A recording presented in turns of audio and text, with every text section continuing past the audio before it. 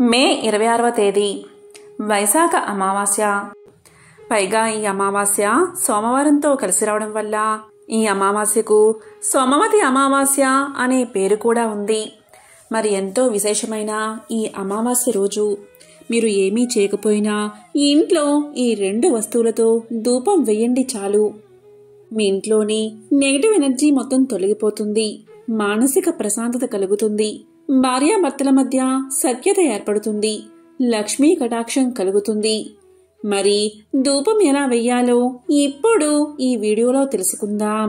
పౌర్ణమి, అమావాస్యలు, సూర్యతిథులంటే లక్ష్మీదేవికి చాలా ఇష్టం. కాబట్టి ఈరోజు ధూపం వేయడం వల్ల ఇంట్లో ఉన్న నెగటివ్ ఎనర్జీ మొత్తం తొలగి దైవిక శక్తులు మీ ఇంట్లోకి ప్రవేశిస్తాయి. ఆర్థిక ఇబ్బందులు తొలగిపోతాయి. ముఖ్యంగా మన పూర్వీకులు, ఋషులు వారానికి ఒకసారి ఇంట్లో ధూపం వేయమనేవారు, లేదా 3 రోజులకు ఒకసారి ధూపం వేసేవారు. ఇలా వేయడం వల్ల నెగటివ్ ఎనర్జీ రాదని, ఏవైనా చెడు శక్తులు ఉంటే వెళ్లిపోతాయని, ఇల్లు అలాగే ఇంట్లోని వారు బాగుంటారని, పిల్లలు మాట వింటారని, మంచి జరుగుతుందని చెప్పేవారు. అందుకే ఇంట్లో దీపాన్ని తప్పనిసరిగా మన పూర్వీకులు వేసేవారు. ఇలా ధూపం వేయడం వల్ల ఇంట్లోకి ఎటువంటి దుష్టశక్తులు ప్రవేశించలేవు. ఏవైనా ప్రయోగాలు చేసినా అవి మీపై పనిచెయ్యవు. అందుకే ధూపానికి అంతటి ప్రాధాన్యత ఉంది. ధూపమే కదా అని చాలామంది చులకనగా భావిస్తూ ఉంటారు. ధూపం వేయడం వల్ల చాలా వరకు ఇంట్లోకి ఎటువంటి చెడు శక్తులు కానీ, నకారాత్మక శక్తులు కానీ, నెగిటివ్ ఎనర్జీ కానీ ప్రవేశించలేవు. ఒకవేళ మనం బయటకు వెళ్ళి ఎక్కడ తిరిగి వచ్చినప్పటికీ కూడా మనతో పాటు అవి వచ్చినా అవి ఇంట్లోకి ప్రవేశించలేవు. అంతటి శక్తివంతమైనది ధూపం పరిహారం. ఈ పరిహారానికి ముఖ్యంగా కావలసిన వస్తువులు ఏమిటి అంటే వేపాకులు. వేపాకులు ఎండబెట్టి ఆకులను పొడిచేసి ఉంచుకోండి. వేపాకు అనేది ఇంట్లోకి అద్భుతాలు తీసుకువస్తుంది, అద్భుతమైన ఫలితాలు కలగజేస్తుంది. ఇక 2వ వస్తువు ఏంటి అంటే కర్పూరం లేదా కర్పూరం పొడి. కర్పూరం గురించి ప్రత్యేకంగా చెప్పాల్సిన అవసరం లేదు. కర్పూరం చెడును తీసేయడానికి వాడే అద్భుతమైన పదార్థం. ఇలా ఈ 2టిని తీసుకుని గుగ్గిలంతో కలిపి ధూపం వేయండి. ధూపం వేసే పాత్రలో వేపాకులు, కర్పూరం, గుగ్గిలం వేసి 3 వేసి అగ్గి ముట్టించండి. ఇలా చేయగానే పొగ వస్తుంది. ఆ పొగను ఇంట్లో మూలమూలలో కూడా చూపించండి. ప్రతిరోజు ధూపం ఇలా వేయడం వల్ల ఇంట్లో తెలియని దుష్టశక్తులు ఉంటే అవి పారిపోతాయి. నెగటివ్ ఎనర్జీ, నకారాత్మక శక్తులు వెళ్లిపోతాయి. అద్భుత ఫలితాలు కలుగుతాయి. మీ జీవితము అనేది మారిపోతుంది. కటిక పేదవాడైనా కుబేరుడిగా మారిపోతాడు. అంతేకాదు ధనాదాయం పెరుగుతుంది. ధన సమస్యలు తొలగిపోతాయి. డబ్బు ఎక్కువగా కావాలి అనుకునేవారు ఈ 2టితో పాటుగా 2 లవంగాలు కూడా ధూపంలో వేయండి. ఇలా చేస్తే తిరుగులేని రాజయోగం పడుతుంది. సమస్యలు తొలగిపోతాయి. కాబట్టి అమావాస్య రోజు ప్రతి ఒక్కరూ కూడా పైన చెప్పుకున్న విధంగా ధూపాన్ని వేయండి. సమస్యల నుంచి బయటపడండి. ధూపం ఏ సమయంలో వేయాలి అంటే అమావాస్య రోజు సాయంత్రం 6 గంటలకు ఇంట్లో ఈ విధంగా ధూపాన్ని వేయండి. ఇలా చేస్తే మీకు 100కు 100% ఫలితం కలుగుతుంది. కర్పూరం, వేపాకులు ఇవన్నీ కూడా మాకు దొరకవు అనుకునేవారు, నార్మల్గా సాంబ్రాణి ఎక్కడైనా దొరుకుతుంది. సాంబ్రాణిని మట్టి ముక్కుడు మీద వేసి ధూపం వేయండి. ఇలా చేసినా సరిపోతుంది. సాంబ్రాణి ధూపాన్ని ఒకసారి ఇల్లంతా చూపించండి. ఇలా చేసినా చక్కని ఫలితాలు కలుగుతాయి. సాంబ్రాణితో ధూపం వేసే ముందు అందులో 2 యాలకులు వేసి ధూపం చూపిస్తే చాలా మంచిది. కాబట్టి ఎంతో విశేషమైన ఈ అమావాస్య రోజు ఈ ధూపం పరిహారాన్ని తప్పనిసరిగా పాటించి సకల శుభాలను పొందండి. చాలా మందికి వచ్చే సందేహం ఏంటి అంటే కాలకృత్యాలకు వెళ్ళి దీపాన్ని వెలిగించవచ్చా అని. ఒకవేళ మీరు కాలకృత్యాలకు వెళ్ళి ఉంటే ఉతికిన బట్టలు ధరించండి. ఆ సమయంలో తలస్నానం చేయాల్సిన అవసరం లేదు. స్త్రీలైతే కంఠస్నానం సరిపోతుంది. అప్పుడు దీపాన్ని వెలిగించవచ్చు. ఈ అమావాస్య రోజు సాయంత్రం దీపాన్ని వెలిగించి ఇష్ట దేవతను ప్రార్థించడం వల్ల అష్టైశ్వర్యాలు సిద్ధిస్తాయి. దీపంలో దేవతలు ఉన్నారు, వేదాలు ఉన్నాయి, శాంతి ఉంది, కాంతి ఉంది. మరి అలాంటి దీపాన్ని ఈ అతిపెద్ద అమావాస్య రోజు ఈ ఒక్క ఆకుపై పెడితే మీ దశ తిరిగి రాజయోగం పడుతుంది. శక్తివంతమైన ఈ అమావాస్య రోజు ఈ ఆకుపై దీపాన్ని వెలిగించాలి అంటే అదే మేడి ఆకు. ముందుగా మీకు దగ్గరలో ఉన్న మేడు చెట్టు దగ్గరకు వెళ్లి ఆ చెట్టుకు నమస్కారం చేసుకుని, మా కష్టాలు తీరడానికి నీ చెట్టు నుంచి ఒక ఆకును తీసుకుంటున్నాము అని చెప్పి ఆ మేడి ఆకును ఇంటికి తెచ్చుకోండి. తరువాత ఆకును శుభ్రం చేసి మీ ఇష్టదైవం ముందు పెట్టండి. తర్వాత పసుపు కుంకుమలతో లేదా గంధం కుంకుమలతో బొట్టు పెట్టండి. ఇలా ఆకు సిద్ధం చేసుకున్నాక ఒక ప్రమిదను శుభ్రం చేసి అందులో ఆవు నెయ్యి లేదా నువ్వుల నూనె పోసి 5 వత్తులు విడివిడిగా వేసి దీపాన్ని వెలిగించండి. 5 వత్తులు ఎందుకు అంటే మొదటి వత్తి భర్త క్షేమం కోసం పెట్టాలి, అలాగే సంపద కోసం. ఇక రెండవ వత్తి సంతాన క్షేమం కోసం, వారి పురోగతి కోసం పెట్టాలి. ఇక మూడవ వత్తి కుటుంబంలోని పెద్దవారి కోసం, అంటే అమ్మా నాన్న అత్తామామల సంక్షేమం కోసం లేదా సోదరీ సోదరుల సంక్షేమం కోసం పెట్టాలి. ఇక 4వ వత్తి ఎందుకు అంటే సమాజంలో గౌరవం కోసం, ధర్మ మార్గంలో నడవడం కోసం పెట్టాలి. ఇక 5వ వత్తి వంశాభివృద్ధి కోసం అని చెప్పుకుని ప్రమిదలో 5 వత్తులు వేయాలి. ఒక వత్తి కాకుండా 2 వత్తులు కలిపి ఒక వత్తిగా చేసి ఇలా 5 వత్తులు వేసి దీపాన్ని వెలిగించాలి. ఇలా అతిపెద్ద అమావాస్య రోజు దీపాన్ని వెలిగించడం వల్ల సకల సంపదలు కలుగుతాయి, చేతిలో డబ్బు నిలుస్తుంది. ఇలా వెలిగించడం వల్ల మీ కుటుంబం ఆయురారోగ్యాలతో అష్టైశ్వర్యాలతో నిండిపోతుంది. ఒకవేళ మీకు అందుబాటులో మేడి చెట్టు లేకపోతే రావి ఆకుపై ఇప్పుడు మనం చెప్పుకున్న విధంగా దీపాన్ని వెలిగించండి. రావి చెట్టు నుంచి రాలిపడిన ఆకును తెచ్చి పూజా గదిలో పెట్టి ఆకుపై దీపారాధన చేస్తే అనుకున్న కార్యాలు దిగ్విజయంగా పూర్తవుతాయి. రావి ఆకుపై కానీ మేడి ఆకుపై కానీ దీపాన్ని పెట్టడం వల్ల మీకు చాలా మంచి జరుగుతుంది. ఇలా దీపం పెట్టాక దీపానికి అంటే ప్రమిదకు 3 చోట్ల కుంకుమ బొట్టు పెట్టండి. గంధం కుంకుమతో బొట్టు పెట్టి ఆ ప్రమిదకు పువ్వులు అక్షింతలు సమర్పించండి. ఇలా ఈ అతిపెద్ద అమావాస్య రోజు ఈ 2 ఆకుల్లో ఏదో ఒక ఆకుపై దీపారాధన చేస్తే శుభ ఫలితాలు కలుగుతాయి. రావి ఆకును శనివారం రోజు తప్ప మిగతా రోజుల్లో కొయ్యకూడదు. కోస్తే దోషం తగులుతుంది. కాబట్టి రావి చెట్టు నుంచి పడిన ఆకును మాత్రమే ఉపయోగించండి. కాబట్టి ఈ అమావాస్య రోజు ఈ పరిహారాన్ని పాటించి సకల దేవతల అనుగ్రహాన్ని, లక్ష్మీ కటాక్షాన్ని పొంది సుఖంగా జీవించండి. పరమేశ్వరుణ్ణి పతిగా పొందిన సతీదేవి అన్యోన్య అనురాగాలతో పరమశివుణ్ణి సేవించేది. సతి తండ్రి అయిన దక్షుడు ఒకానొక సమయంలో అహంకారానికి లోనయ్యాడు. శివదూషణ చేయడానికే వసుడయ్యాడు. ఆ క్రమంలోనే తాను తలపెట్టిన యజ్ఞానికి అల్లుడైన శివుణ్ణి పిలవలేదు. తన పుత్రిక అయిన సతిని కూడా పిలవలేదు. మమకారాన్ని వదిలేసుకున్నాడు. శివుడికి ఆహ్వానం అందించకుండానే యజ్ఞాన్ని తలపెట్టాడు. సర్వలోకాలు దక్ష యజ్ఞం గురించి మాట్లాడుకుంటూ ఉన్నా తమను ఆహ్వానించలేదని సతి వాపోయింది. చివరకు యజ్ఞం చూడడానికి తన తండ్రి పిలవకపోయినా పర్వాలేదు, వెళ్ళి ఆ యజ్ఞం సంబరాన్ని చూసి వస్తానని తన పతితో చెప్పింది. పిలవని పేరంటానికి వెళ్లడం తగదు అని శివుడు చెప్పాడు. కాని సతి శివుని మాట వినలేదు. దక్ష యజ్ఞానికి వెళ్ళింది. అక్కడ తనకు చోటు లేదు అని వారిస్తున్నా వినకుండా శివుని భార్య సతీదేవి యజ్ఞానికి వెళ్ళింది. సతీదేవి తన కుమార్తె అన్న ఆలోచన కూడా లేకుండా దక్షుడు ఆమెను అవమానించాడు, శివుణ్ణి దూషించాడు. దీంతో ఎంతో అవమానపడిన సతీదేవి తన్ని తాను యజ్ఞ కుండల్లో దహించి వేసుకుంది. సతీదేవి మరణం గురించి విన్న శివుడు ఆగ్రహానికి లోనయ్యాడు. తల వెంట్రుకతో వీరభద్రుణ్ణి సృష్టించాడు. ప్రమదగణాలతో పాటుగా ఆ వీరభద్రుణ్ణి దక్షయజ్ఞం దగ్గరకు పంపాడు. వీరభద్రుడు దక్షుని మీద దాడి చేశాడు. అక్కడ యజ్ఞానికి వచ్చిన వారందరినీ చితక బాదాడు. శివగణాల చేతిలో చావుదెబ్బలు తిన్నవారిలో చంద్రుడు కూడా ఉన్నాడు. చంద్రుడు సాక్షాత్తు శివుడికి తోడలుడు అయినా శివుణ్ణి అవమానించే క్రమంలో పాల్గొన్నందుకు తగిన శాస్తిని అనుభవించాడు. నిలువెల్లా గాయాలతో నిండిన చంద్రుడు వాటి బాధలకు తాళలేకపోయాడు. తనకు ఉపశమనం కలిగించమంటూ వెళ్లి పరమేశ్వరుణ్ణి వేడుకున్నాడు. చంద్రుడి బాధను చూసిన ఆ బోళా శంకరుడి మనసు కరిగిపోయింది.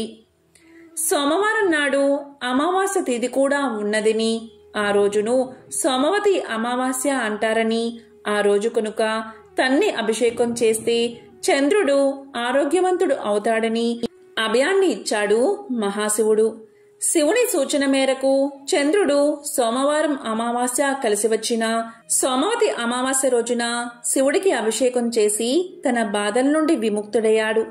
అప్పట్నుంచి సోమవారం నాడు వచ్చే అమావాస్యలు సోమవతి అమావాస్య అనే పేరుతో పిలువబడుతున్నాయి.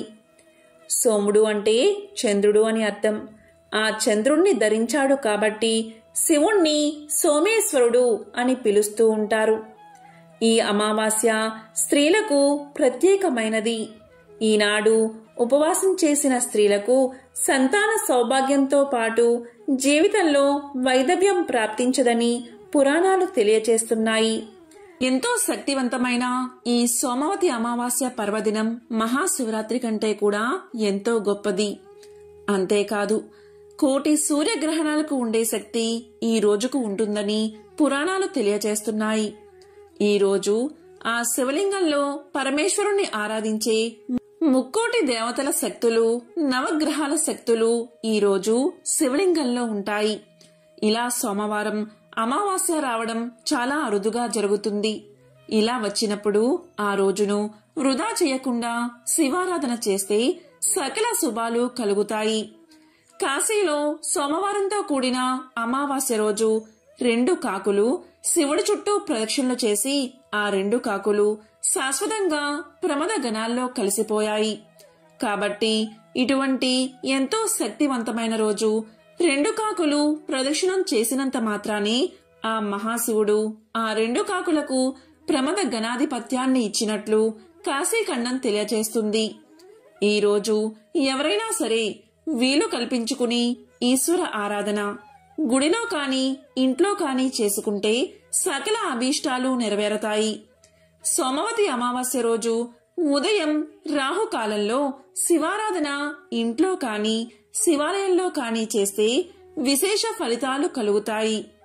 ఈ రోజు రాహుకాలం సమయంలో బిల్వ పత్రాలను అంటే మారేడు దళాలను మహాశివయ్యకు సమర్పిస్తే అఖండ ఐశ్వర్యం ప్రాప్తిస్తుంది. ఈ రోజు రాహుకాలం వచ్చేసి అంటే సోమవతి అమావాస్య రోజు రాహుకాలం వచ్చేసి ఉదయం 8:08 నుండి 9:35 వరకు ఉంది.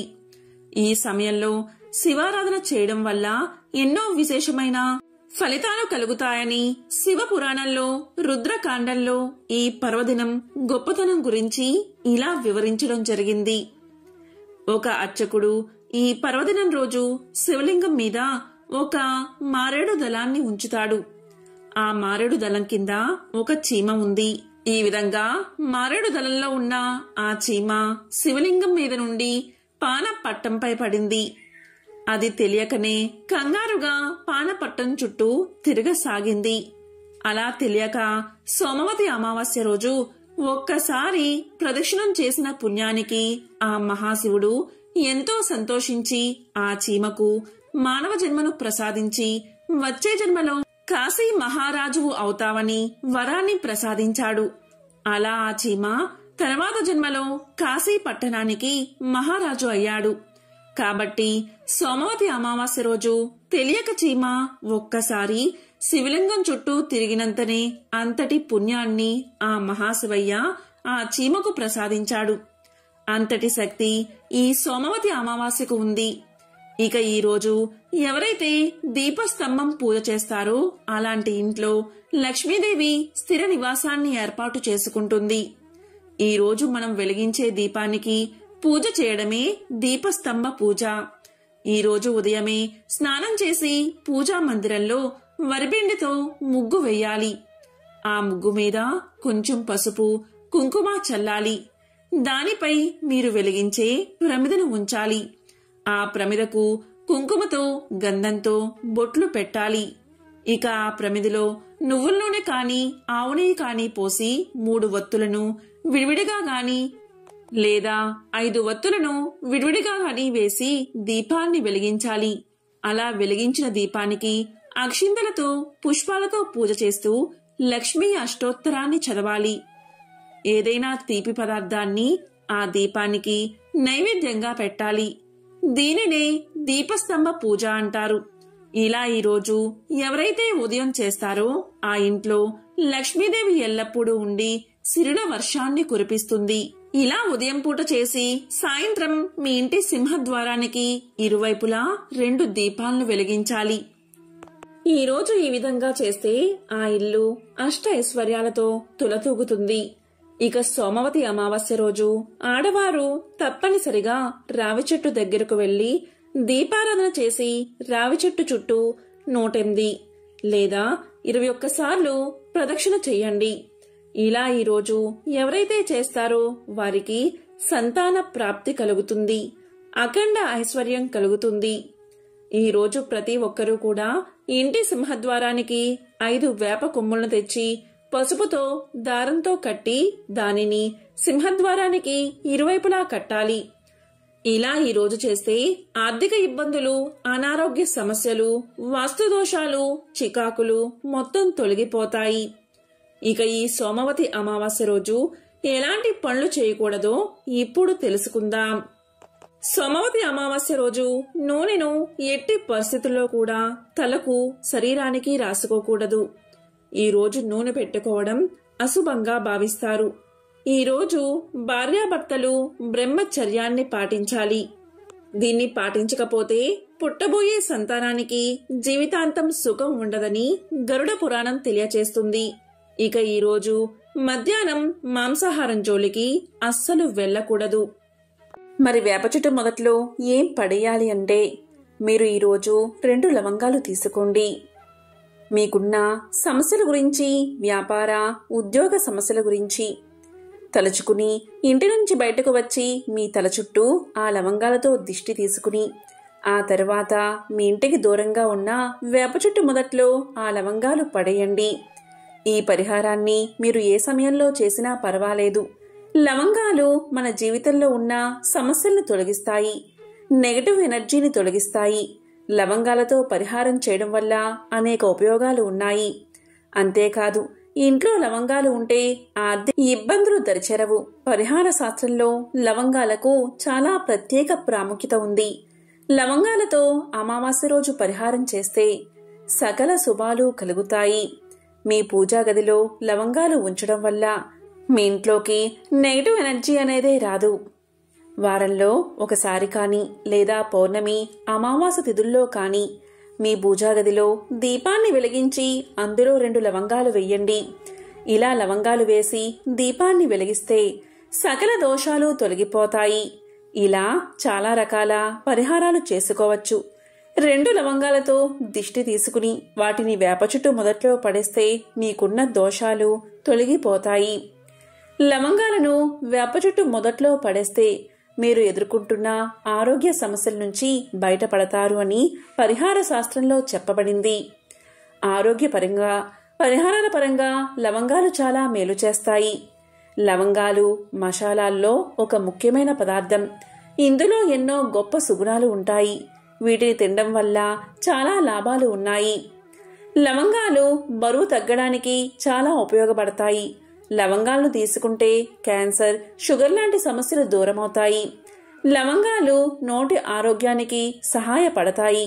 వీటిని తీసుకోవడం వల్ల నోటిపూతలు, దంతాల వాపు, చిగుళ్ల వాపు వంటి అనేక సమస్యల నుంచి బయటపడవచ్చు.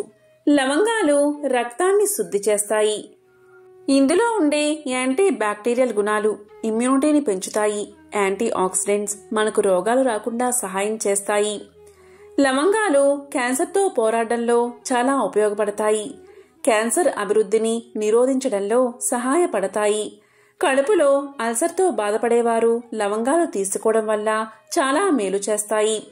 లవంగాలు ఆరోగ్యపరంగా కూడా ఎంతో మేలు చేస్తాయి. లవంగాలు మన జీవితంలో ఉన్న బాధలను, దరిద్రాన్ని దూరం చేస్తాయి. కాబట్టి ప్రతి ఒక్కరూ కూడా అమావాస్య రోజు వేప చెట్టు మొదట్లో 2 లవంగాలు వేయండి. ఈ పరిహారాన్ని చేసి మీకు పట్టిన దరిద్రాన్ని తొలగించుకుని ఆనందంగా జీవించండి. ఓం శ్రీ మహాలక్ష్మియే నమః. ఓం శ్రీ మాత్రే నమః. ఓం నమః శివాయ. ఓం నమో నారాయణాయ.